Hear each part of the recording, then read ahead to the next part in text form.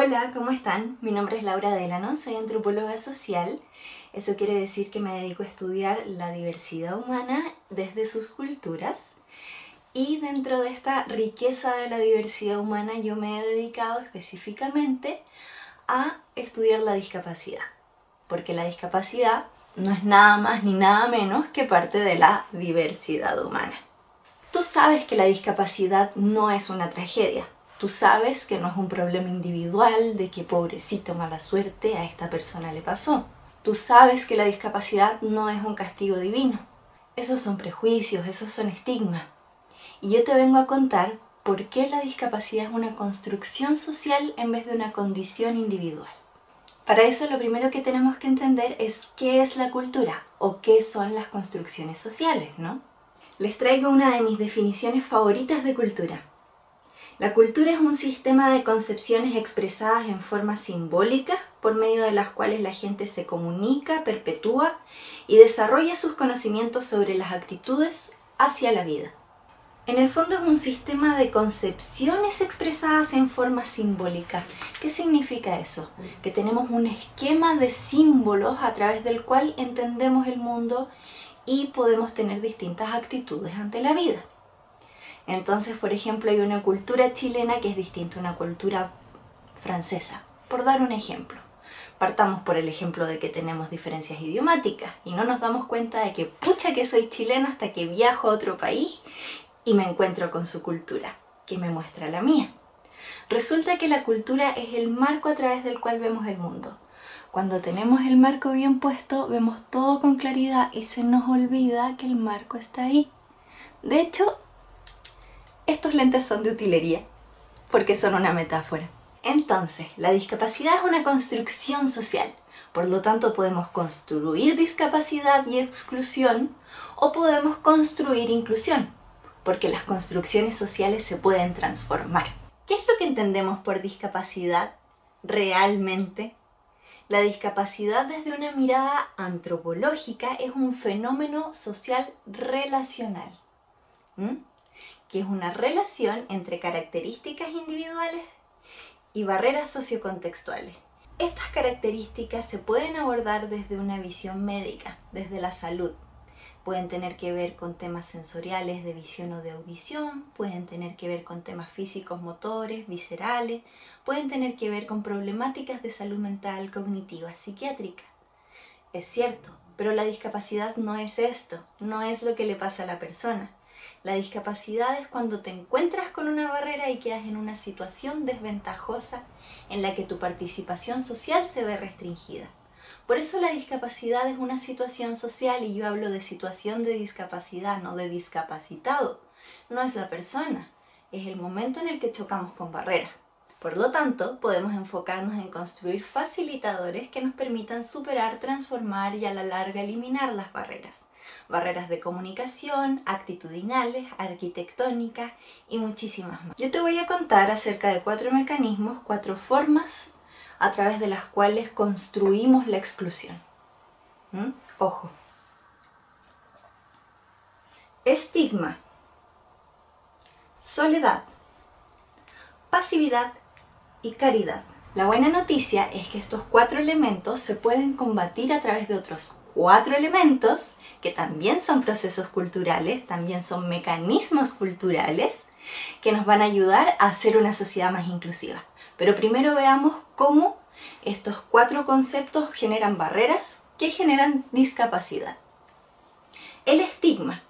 El estigma tiene que ver con los prejuicios, tiene que ver con la ignorancia, tiene que ver con que yo veo algo en una persona que en realidad no entiendo, pero sé que no me gustaría que me pasara a mí y por lo tanto veo a toda la persona como eso que a mí no me gustaría que me pasara.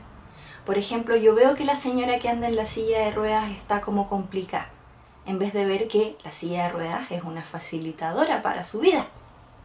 Entonces pasa mucho, por ejemplo en la micro, que se sube la señora, que la gente baja la rampa, todos son súper empáticos y la ayudan y qué sé yo, le dicen al chofer que tenga cuidado. Pero al momento de que se baja la señora, hay un cabro que grita, chofer, se va a bajar la silla sola. Eso es el estigma. En vez de ver a la persona, ver solo la silla. Ese es un ejemplo muy claro. Después está el tema de la soledad. ¿Qué puede ser más excluyente que sentirse solo? Tratemos de no dejar solas a las personas que viven una situación de discapacidad. Después está el tema de la pasividad. ¿Qué significa ser pasivo? Que los demás hacen las cosas por mí, que no soy el principal actor dentro de mi vida. La pasividad se relaciona con cosas como el infantilismo, el asistencialismo, la lástima y el ir dejando a la persona en situación de discapacidad como un observador de lo que pasa a su alrededor en vez de un agente activo. Y finalmente el tema de la caridad. La caridad es un tema muy complicado, no podemos eliminarlo porque la caridad viene a suplir muchas cosas de las que el Estado no se está haciendo cargo. Entonces uno funciona con donaciones, con regalos, con bingos a beneficios que son en cierto modo caritativos en un sentido solidario porque tenemos buenas intenciones, pero hay un peligro en la caridad. Hay un autor que se llama Paul Longmire que ha escrito hace mucho tiempo acerca de los peligros de la caridad. Los peligros de la caridad tienen que ver con que generan una diferencia entre quien entrega la ayuda y quien la recibe. Entonces, quien es capaz de entregar la ayuda refuerza su capacidad, mientras quien recibe la ayuda refuerza una incapacidad. Se genera una relación asimétrica de poder y eso es peligroso. El tema tiene que ver con un distanciamiento simbólico. Como les digo, esto es todo cultural. Un distanciamiento simbólico entre quien da y quien recibe, ¿sí? Les dije que habían 4 mecanismos para combatir los 4 que yo ya les comenté que provocan la exclusión. Estos 4 mecanismos lo que nos ayudan es a construir una sociedad más inclusiva.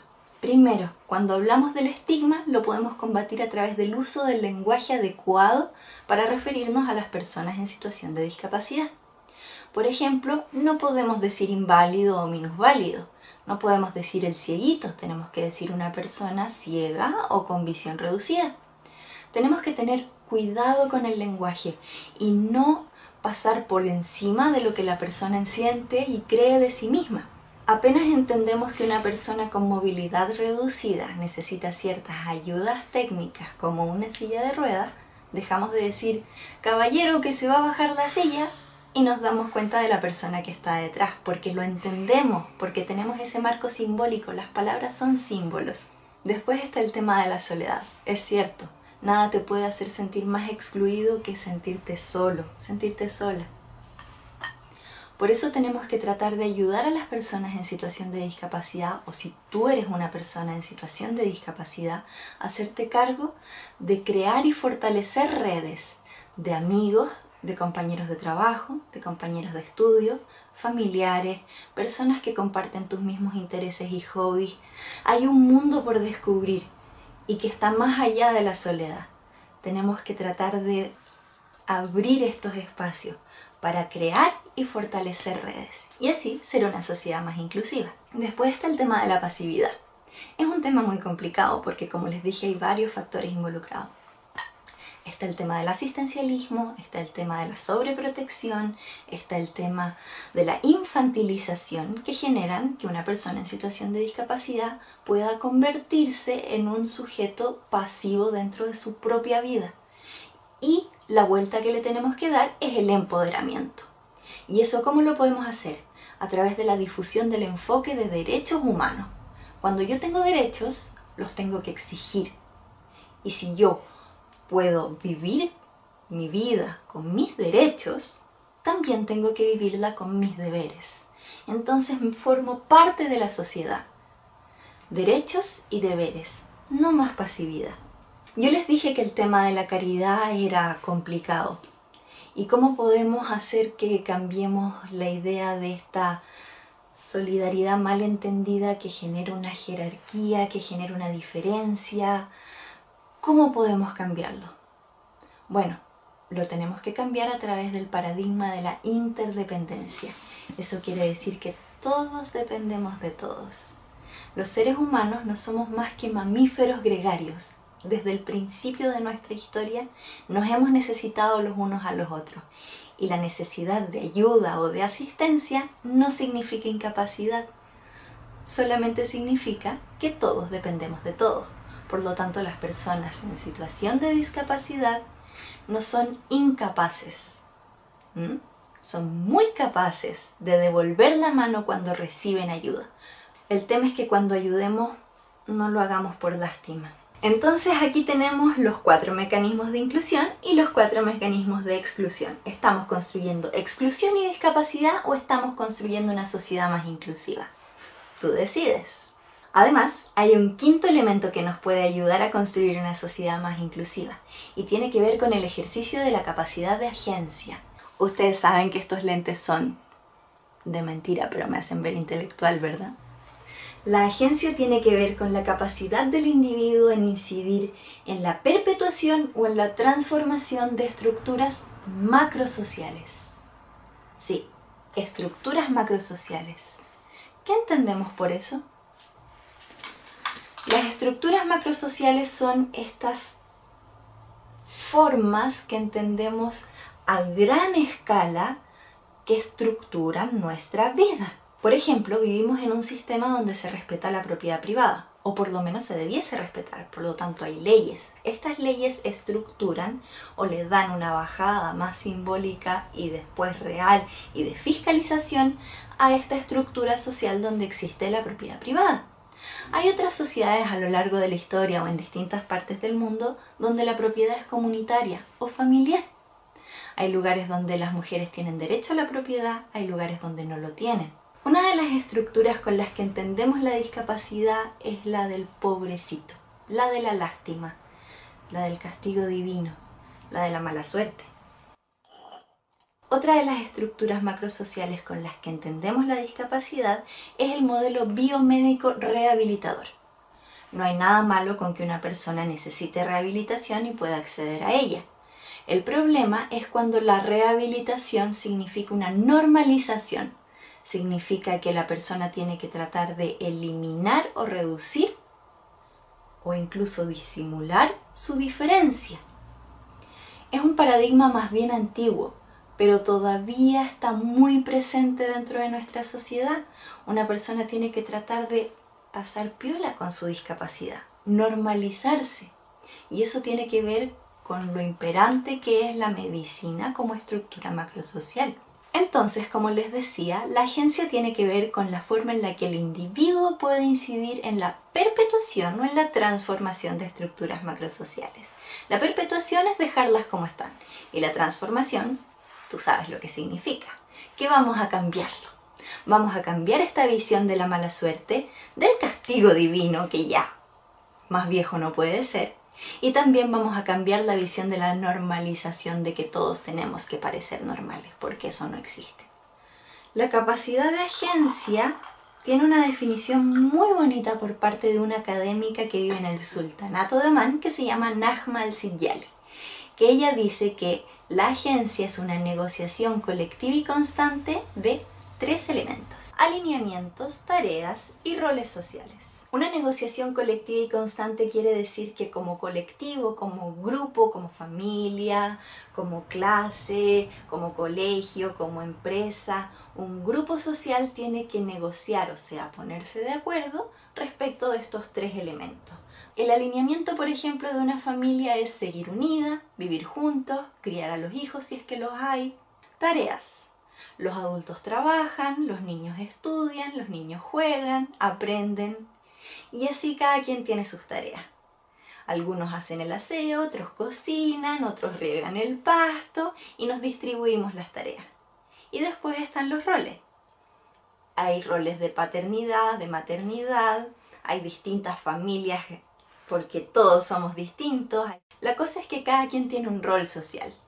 Yo, por ejemplo, tengo un rol social de mujer adulta, tengo un rol social de profesional, antropóloga. Tengo un rol social de hija, tengo un rol social de nieta, de prima, de amiga, de hermana. Cada una de estas facetas de mi vida es un rol social. Entonces, ¿cómo se ejerce la agencia? Recordemos, la agencia es la capacidad que tenemos de transformar las estructuras macrosociales. Una estructura macrosocial dentro de la discapacidad ya dijimos que es la lástima, por ejemplo. Así que vamos a tomar el ejemplo de esta familia. Hay un papá con una mamá, un hijo mayor, una hija del medio y una hija chiquitita. Un día, el papá tiene un accidente cerebrovascular, un ACV. Le cambia la vida por completo a toda la familia. Él logra tener una atención médica oportuna y acceder a un servicio de rehabilitación adecuado. Pero la vida de toda esa familia cambió de un día para otro. Entonces tenemos dos caminos: seguir adelante o quedarnos en el pobrecito y la lástima, que es la estructura imperante. ¡Qué situación más complicada! Pero le podemos dar una vuelta. Imaginemos que este padre de familia era el sustento económico principal de la casa. Se levantaba 7 de la mañana, a las 8 estaba trabajando, a las 8 volvía a la casa. De 8 a 8 trabajando, sustento económico, un modelo a seguir, la persona que te da los permisos, la persona que te acompaña a los partidos de fútbol, la persona que te enseñó a cambiar una ampolleta, el papá de toda la vida, el esposo, la pareja, el compañero. Y de repente su vida cambió. Entonces ahí tenemos un gran desafío, como grupo, de ponernos de acuerdo y negociar cómo vamos a ejercer la agencia. Primero, queremos salir adelante, queremos seguir siendo una familia. Eso tiene que ver con nuestro alineamiento. Segundo, vamos a tener que adaptarnos para que las tareas sean distintas. Este señor que antes trabajaba de 8 a 8, decide que de 8 a 8 se va a dedicar a su rehabilitación. Con el mismo entusiasmo, con la misma disciplina, de 8 a 8.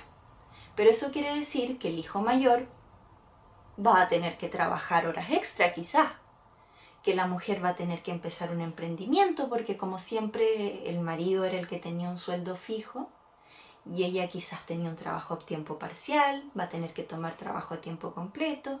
¿Y qué pasa con las niñas? La hija del medio va a tener que empezar a ayudar a la hija menor con las tareas, que era lo que hacía la mamá, y así es como se arma todo un reajuste. Y después viene el tema de los roles sociales. El papá puede seguir siendo el papá. No quedó inválido, no perdió su persona. El papá quiere seguir siendo el papá y va a seguir siendo el papá.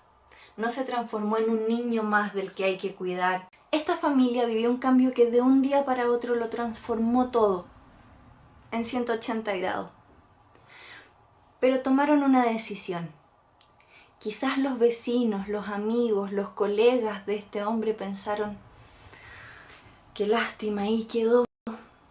Era tan trabajador y era tan bueno. Era como si ya no estuviera vivo.